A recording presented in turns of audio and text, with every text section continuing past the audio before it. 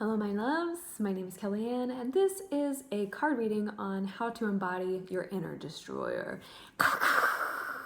That was lightning bolts and thunder happening in the back or the foreground, wherever you want. I'm doing this reading, this particular video, based on the last two podcast interviews that I had. One just came out, one of the episodes with my friend Emily Iris just came out yesterday, and the next is coming out next Sunday. I put out a Vibrant Coven podcast episodes every single Sunday, so go and check that out on Spotify or anywhere you listen to podcasts. And the kind of overarching theme that we had was that we are really feeling into not just divine. Oh, did I not say this? I did interviews with them because they're speakers of the Divine Chaos course, which is still happening on 8/8, no longer on 7/7. So if you have any questions about that, you want to check it out, be sure to click the link in the caption below. But we were talking about Divine Chaos in the context of creation in our lives and being these fully embodied beings, creatures who not only create and develop the kind of life that we want to live, but we also destroy. And we have to clear space and make room and really appraise what has died or what is decaying and be able to let it go.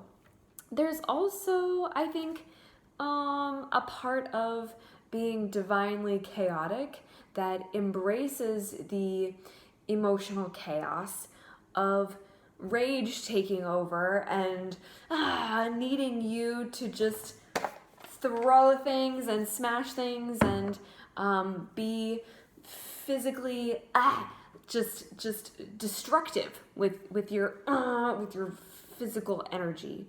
There's also sadness and grief that are emotional things that we tend to feel is chaos that is inflicted upon us, which makes us take note of, take stock of the things that we've lost and the things that have been destroyed for us in our lives. One of the things that I say in the intros to these episodes with the Divine Chaos speakers is Divine Chaos is that thing that when there's, so much rotting beneath you and the floor is about to give out, chaos is the thing that moves you and pushes you off of, that foundation that has rotted before it collapses, before you fall. So as a way to step into the love and the appreciation for the divine chaos that moves us, I think we have to learn how to become destroyers. We have to learn how to spot when things are decaying, when things need destroying. And that's why I wanted to do this reading. So I've already pulled several cards. I've got a spread here that is with the Threads of Fate deck. I love the Shadow Edition of their Oracle deck. That's what I'm using right now. I get a lot of oohs and ahs whenever I pull out this deck. Instagram targeted ads really did me right on that one. And I wanted to make sure that throughout this reading, you all understand as well, as you are hearing lots of messages about helping you embody your inner destroyer so that you can take steps in a way that is conscious of where things that don't even exist anymore, things that aren't going to support you anymore or serve you anymore. I want you to keep in mind two things. One, whenever you encounter group readings like this, which this is because I'm imagining that there's more than one person who's going to watch it, take what resonates with you and leave the rest. Not everything is going to hit you, so whatever, really like strikes you in the chest and makes you go, whoo, take note, and take literal notes so that you can come back to the message and maybe journal on it and expand upon it so that you can dive a little bit deeper and get to the core of the root of where that's really affecting you in your life. The other thing is, I am not a perfect person. So even while I sit here guiding you all, I am also being guided. I am also in the midst of my own life hurricane. And while I have developed many practices to help me become the eye of the storm, that very calm center, so I can see what's whipping around outside of me and I can grab things as they pass by, or I can jump into it so I can go and find my way into a new flow and a new space that's better for me than the one that I was in before. While I have practices for those things and I have practiced them, I am not a perfect person. I don't know everything. So I want you to keep in mind that there are growing points for me here, just as you will find growing points for you. And like I said, whatever resonates, post it in the comments. Let me know. And we can talk about what we're still growing through as we're going through it. Wouldn't that be nice to do it together? Hi. Yeah, let's do it together. That sounds nice, right? Okay. Now on to the reading. So we're going to start with where we are and where we're going. In this reading, there is also an obstacle card that is going to help us see where we might feel blocked from venturing into the domain of our destroyer. Ooh, that's hot. So the first card that we've got is the Explorer. And as a sensitive person, as an empathic person, somebody who feels things and, takes ownership of that, I identify with the Explorer who is constantly trying to find the space between the head and the heart. What's going on in the mind and what's going on in the body. We have received a lot of confusing messages about that as we've grown up. If you had a childhood in a white supremacist culture, then you were absolutely taught that to capitalize on your intellect and to abandon your emotional strengths. So one of the hardest parts of being a feeling person is, from being a stunted feeling person, is you are going to want to create your world through things that feel good for you. But if you don't quite have, check the nails, check my new destroyer nails, my darkness is showing. You are going to really want to create a life around what feels good for you. But if you have been disconnected from your feeling capacity, your feeling abilities, then you're not going to be able to sense where your creative energies and your best, most good feeling energies are best spent, and where there are things that are falling away that are showing you, if this doesn't feel good for you, then it's not for you anymore. The card that we have that responds to this, and I'm going to share a practice with this card. As soon as I pulled it, I was like, ooh, I have a very cool practice that a friend just shared with me that I'm going to share with you all.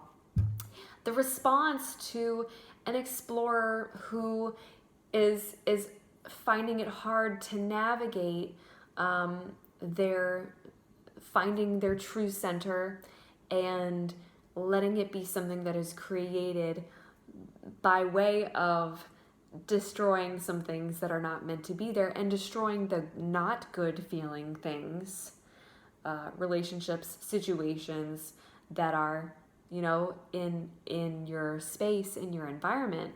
The response to that is the Speak Truth card. And the practice that I want to share with y'all is this journaling exercise, which my friend Sarah shared with me. I've done a few videos with her of responding back and forth, having a bit of a conversation. So if you want to go and find those, check them out. We were talking about getting guidance through journaling and through writing.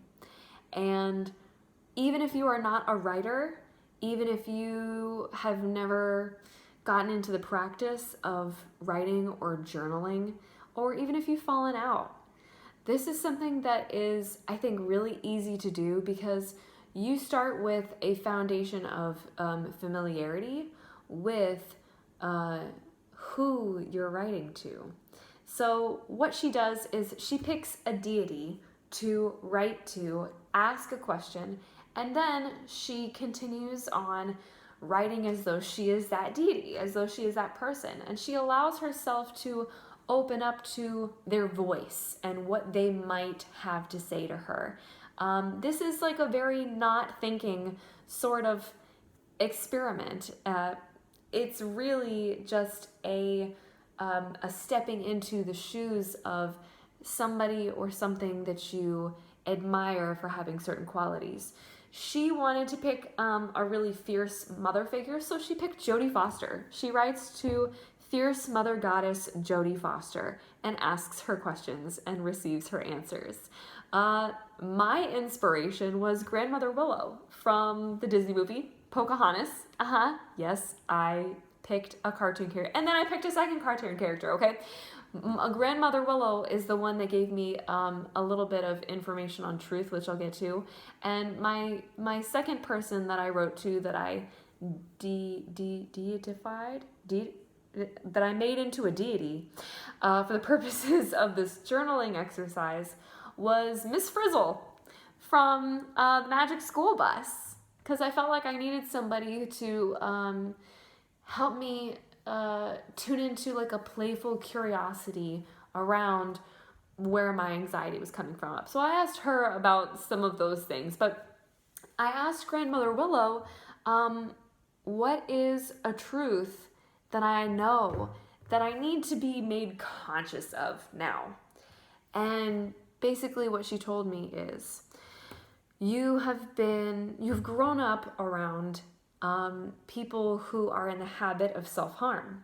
And so that is your inheritance, the ripple effect that happens when you are surrounded by people who, drink alcohol, who numb out watching TV, who do not have healthy practices as far as like physical movement or eating is involved, who don't have healthy practices as far as like emotional regulation, who have not matured in ways that allow them to approach the suffering that they experience on a regular basis with compassion and with self-forgiveness, with a higher self-worth.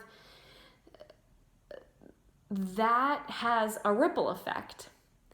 And one of the things that people like us who are sensitive or emotionally conscious, or even just spiritually a little more conscious, or want to invest more in our personal growth and healing ourselves, one of the things that we find is we grew up in spaces where the habit of self-harm became our inheritance, became a thread that tied us to the people who raised us, who sort of shaped the way that we thought and we felt.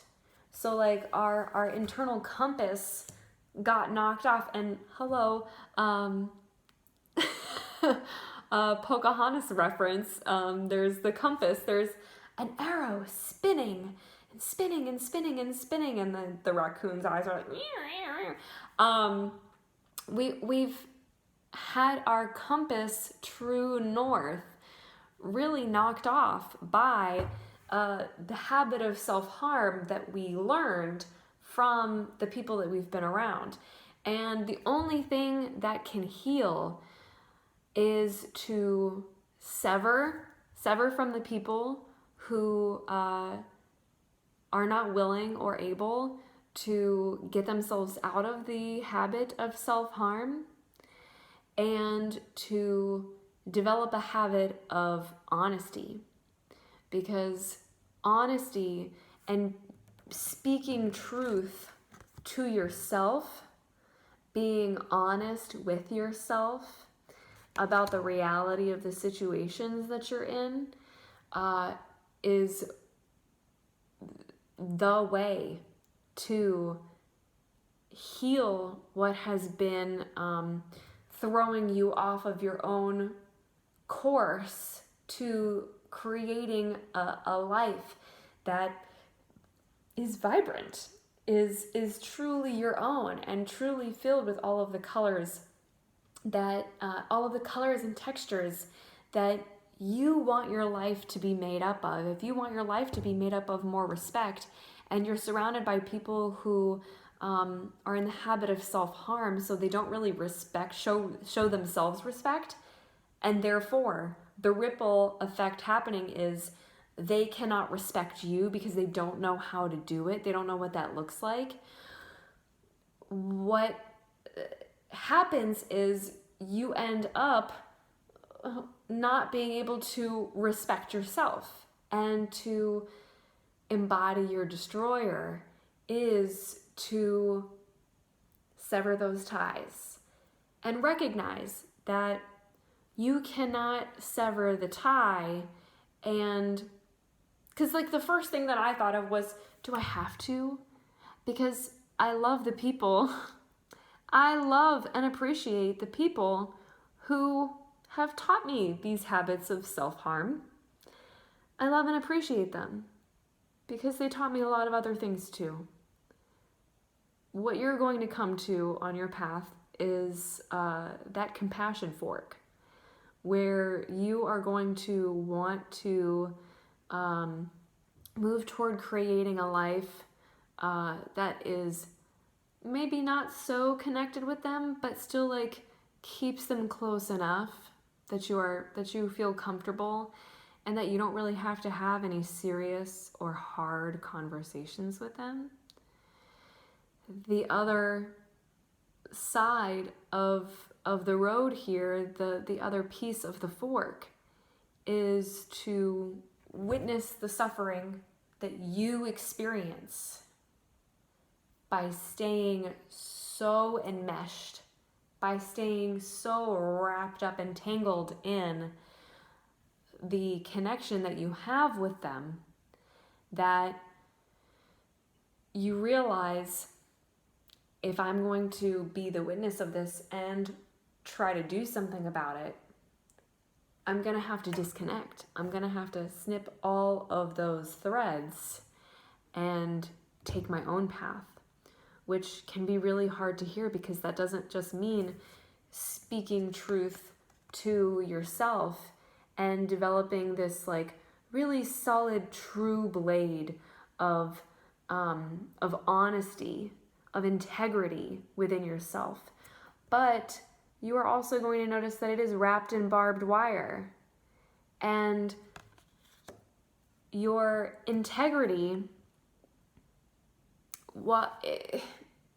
is wrapped in thorns. You need to have the destroyer tendency of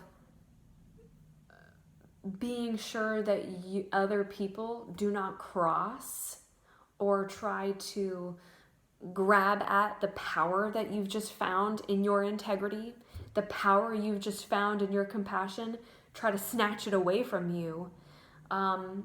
you have to be firm. You can be firm but gentle. That's why I called on Grandmother Willow. And that's why I appreciated the advice that she gave me, because I know that there is a part of me that doesn't want to have to do the hard thing. But the reality is, if the life that I want, that is truly free and truly safe and truly unconditionally loving, fully respecting everything that feels good for me, never feeling like I have to doubt myself or feeling shame and guilt intercede. Wow. The thing that you have to do, that I am coming to terms with, that I wanted to share. I'm not a perfect person, because this is something that I saw it in the reading. I was like, whoop, this is for me too. This is for us. This is for me too. The thing that I'm coming to terms with is having to have that hard conversation of, we're not together anymore. Having a breakup conversation with these people, and then holding firm to that. Holding firm but gentle. Knowing that your own integrity is solidified when you speak your truth and don't just distance yourself and hope that people get it. Because what happens is you will get sucked back in. If you haven't spoken the thing and made it clear, and, not just yelled to yourself in your own home, in your own room, I declare bankruptcy! But there's an office reference for you, but you actually file the paperwork and you do the fucking thing, then, the phrase that comes to mind is, there's no going back. And that takes us to the power card, which is so mirroring of the speak truth card. There is a power in holding with integrity, the true self that you find when you start to be more and more honest with what feels good for you and what is most kind to you in response to what you find. Because the thing that you'll discover is the kindest thing that you can do for yourself is destroy some of these relationships, is burn bridges. Not everybody wants to hear that. Most people don't want to hear that. Most people are very against burning bridges from the past. I know that there are some of you who are like, no, I'm good with that, snip, snip. But for most people, especially folks who have grown up conflict avoidant, what you're probably thinking is, I might still need to come back to this relationship at some point. I might still need some of the comfort that I got there. I might someday need the support that I have always been given. I might someday want to receive some version of some of the love that I receive there, which is whatever version that they're able and willing to give me.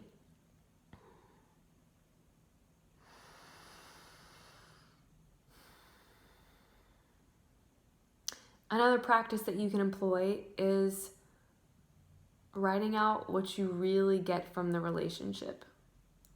And take stock. Because the clearer that you get on what you are giving to yourself when you sever these ties, the more empowered you will feel to actually take that big leap of faith and do the hard thing. The response to the power card is the sovereign. The sovereign has to make very hard decisions. The sovereign recognizes that we are all responsible here. We are all responsible here for the way things have transpired and how they're going now. And the sovereign looks ahead to what is going to happen if we continue to let things go the way they are, if we continue to let things stay the way that they've been. And the sovereign knows that while we may all be responsible, I am the one who must respond.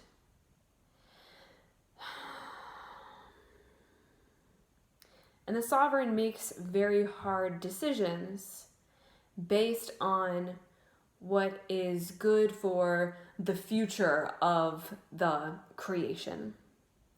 Which means that the sovereign also has to discern between which alliances are going to further the betterment of the realm and which alliances are actually draining resources. So again, like I said, take stock of these relationships that you might be really resistant to letting go of completely, or creating very clear, very distinct space in. Because what you're going to find is that you are probably more exhausted in those relationships than you are energized. You are probably giving a lot more of what is valuable to you than you are receiving what is valuable to you. That is not to say that, and I'm thinking about my parents in this situation right now. I'll get personal with you here. I'm thinking about how I have given a lot to my relationships with each of my parents. And I am certain that they would say that they have given me a lot. And I agree. They have given me a lot. Is what they've given me the thing that I find most valuable? I would say no, if I'm being truly honest. Because what I've needed more from them than just financial security for a while, and the actual communal support of caretaking for my dog who was sick before he passed away. What I needed more than those things was emotional embrace, which I didn't get in my childhood, and I certainly did not get in my adulthood.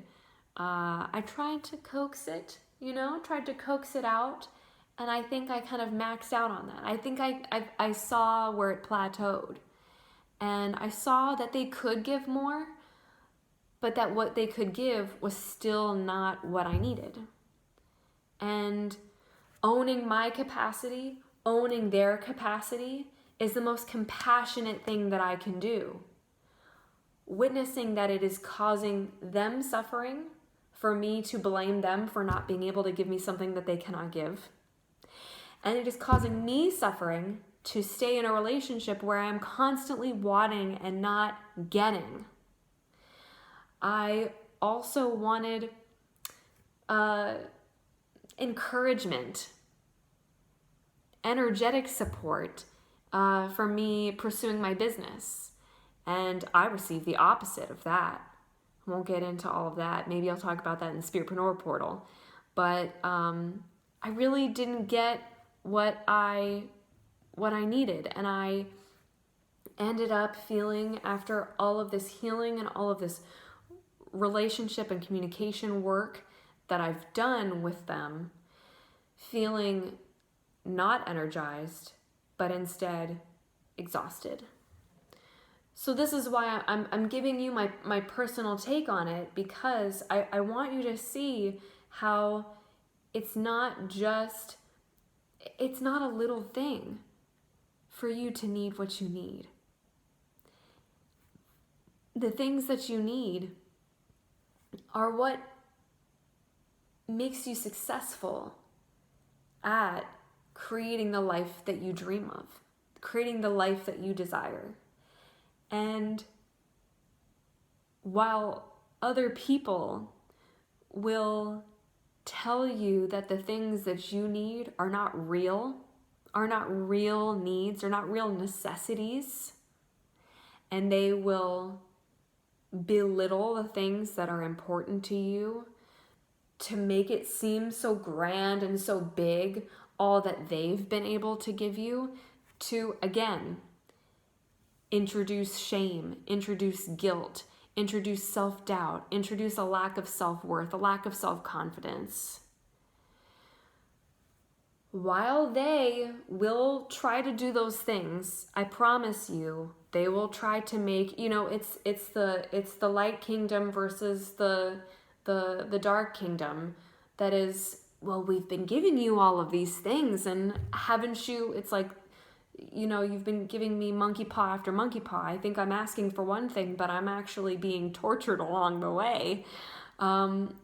What they're going to say to you and try to convince you of is that when you express your needs, when you speak your truth,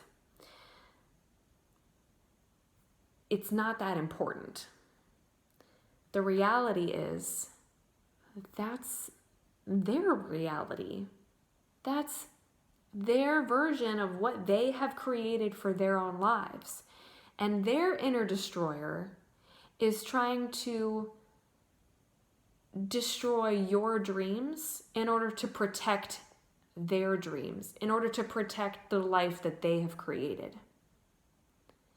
But you haven't even fully gotten started creating the life that you desire.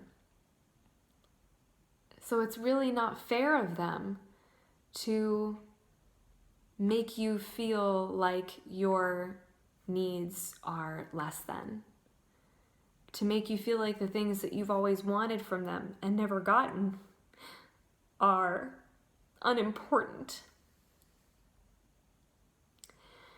What you need is to put on the crown, feel the weight of responsibility that you have for protecting your own needs and for serving with excellence those needs to yourself, to your dreams, to the creation of your path with excellence and with dignity, with grace, with devotion, loyalty.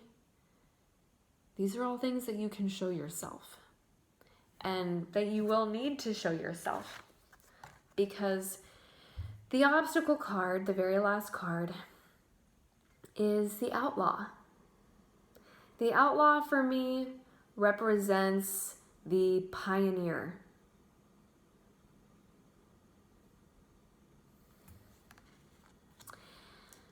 The black sheep, or the family healer, the one who is breaking generational curses and disrupting generational trauma. Hello, destroyer. Hello, inner destroyer.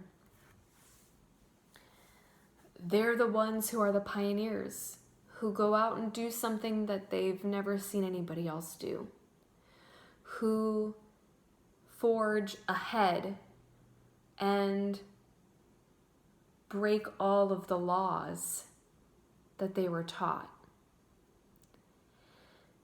They appear to be above the law. However, that is just for people who want to drag the outlaw down to their level. You think you're above us? You think you're better than us? You think the life that you're creating is better than our life? You're shitting on us because you don't want the life that we've created and that we want for you? No. I really don't feel that way. I respect and honor that you've created the life that feels right for you, and you have lived with the values and the rules and the boundaries that make you feel whatever modicum of peace and contentment that you found there. I am not content with it. I have not found peace. And here's the golden phrase: if you really love me, you would let me go and wish me well. And kind of like Moana's mom, as Moana packs up to leave, the mom comes in and finds her, and instead of trying to stop her, trying to say, stay here in the life that I've been wanting for you, that I have been cultivating for you, she immediately moves to support and starts helping her pack. If you love me, the only way that you can show me love right now, in this moment where I need to go and forge my own path, the only way that you can show me that is to ask me how you can support me. And then we can go from there. Not every conversation can be like that. Okay, destroyers. All right, destroyers out there. Not every conversation is going to be, if you love me like you say you do, then you'll want to support me, right? Okay, then go ahead. Ask me how you can support me. And I'll tell you. And I'll tell you. Because, boy, wouldn't it be great to keep you in my life. But that's not how it is. It's not how it's going to be for everybody. There are going to be people who will fight you, who will belittle you, who will gaslight you, who will make it all about them and project onto you all of the problems that they think that you're going to face, that they want you to be afraid of, the potential of, the possibility of. They're going to project onto you and tell you all the things that you should be afraid of in the imaginary journey that you're going on. But those are going to be their own fears, and they're going to spew them onto you as a way to keep you from doing the thing, as a way to destroy your dreams before you destroy the relationship with them.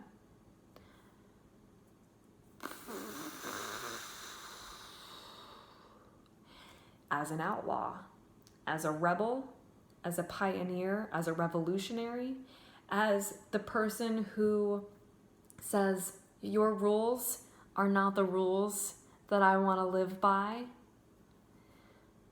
you are probably going to need to unblock this desire to get them to go with you and to have them ask you for support. You're going to have to face the very real possibility that they're not going to want to have anything to do with you, and in fact are going to want to yank whatever rug they have underneath you out from under you. This is the fear that I'm facing right now, is wanting to leave peacefully, but also firmly but gently. and I don't know how it's going to be received, but the practice that I want to leave you with is something from the Hack Your Nervous System deck. This is 60 evidence-based practices to help alleviate anxiety, reduce stress, and retrain your nervous system. I'm going to leave you with a couple of these practices and a couple of suggestions for how you can feel a little bit more at ease in your situation as you destroy. And also, if I'm being honest, here we are speaking truth, right? The thing that probably would be better for me to do is to just say, as you destroy, you will find that you don't quite need the nest that you are afraid of being ripped out from under you. Because you've been an adult for a while. You've got those adult ass wings. And you can use them. There is a great deal of faith that is taken when you recognize that you can make decisions at the time that you need to, and then figure out the rest along the way. And maybe you don't need to figure it all out beforehand and plan. Maybe what you really need is to surrender to the destruction and trust, which is what faith is. Trust in the unknown, that you are doing this for your greatest good, and maybe even theirs in some way. So here are 3 embodiment practices that I'm going to leave you with. I always do this, is to leave with embodiment practices, because we're trying to get out of our heads the places where we've been told all these stories of like we're not good enough and we can't do the thing that we want to do, and we can't just burn all of these bridges, because then where are we going to go? To come back into our body is to know that we are safe in making the decisions that are right for us. We are protected when we speak our truth, and we are our most empowered selves when we are honest and kind to ourselves. So here are 3 practices for hacking your nervous system so you can feel that power within you and feel that sovereignty build within the truth that you are speaking to yourself. Just wrapped everything up. Did you hear that? I just wrapped it all up. Just wrapped everything up. Pretty. So the first one is walk and talk. Okay, I'll show you the image that we've got here. And it says, go out into nature or hop on a treadmill. Go out into nature. Connect with yourself, a neighbor or a friend as you walk, and let the conversation flow. This can be done in person or over the phone. Walking and talking, when done together, activate both hemispheres of your brain, which supports the flow of insights and makes it easier to process difficult emotions. This, for me, is something that I practice with myself. I will turn on voice recorder, or I will open WhatsApp and start recording a voice message to a trusted friend, and I will just talk and talk and talk as I am walking, as I'm usually like pacing the front driveway at my parents' place. Is I'll be outside and it's very lush, like there's a lot of treeage happening, and the walking and talking helps you to get out of a space where you are trying to focus on the one thing, and you are instead opening yourself to a full-bodied experience of what that thing looks, feels, smells, tastes like. The next one is plank. Place your hands palms facing down on the ground, shoulder width apart. Lengthen your legs back behind you, and press the pads of your toes into the floor. Feel a lift. My brain is reading faster than my mouth can carry me. Feel a lift of your spine between your shoulder blades. And begin to focus on the sensations that arise throughout your body. Breathe deeply for 30 seconds. This activates the muscles that store anxiety, expending the extra energy and helping to improve circulation.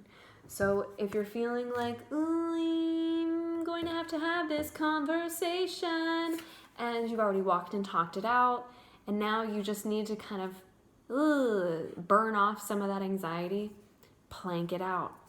Last one here is running for peace. Wow, these are all really like physically active ones. Pop in some music that makes you want to move and hit the ground running. Running naturally requires your body to adjust to irregular breathing patterns, which leads to improved nervous system regulation and greater ability to manage stress. This is one of the ways that many people meditate. My partner meditates this way, and I honestly was a little bit judgmental and critical in my head for not understanding that is because thinking that there needs to be like physical stillness in order to find that space of silence and stillness within you. I didn't realize how powerful it was for him. And then I went for a run again myself and was like, wow, this is so, like, after you just feel this sense of calm, the sense of accomplishment. And one of the practices that I've put into play is making the bed every single morning when I get out of bed. So I have one accomplishment already under my belt as soon as I get up every day. And I feel like this is another one that if you can accomplish running or jogging or going for a jaunt, which is what I call speed walking / like dancing with my headphones in / jogging a little bit, or even sprinting for a section, like not even going for a full-on run, but just getting used to the patterns of your body. What you find is that you have a sense of accomplishment of like, wow, I did this thing. And also you're training your body to move in such rhythmic ways that your mind gets out of the way a little bit. And the stress management that is propelled when you employ, the running, is you actually get to see how all of the things that are stressing you, like potential conversations that you're gonna have in order to destroy some things, they don't stress you out as much.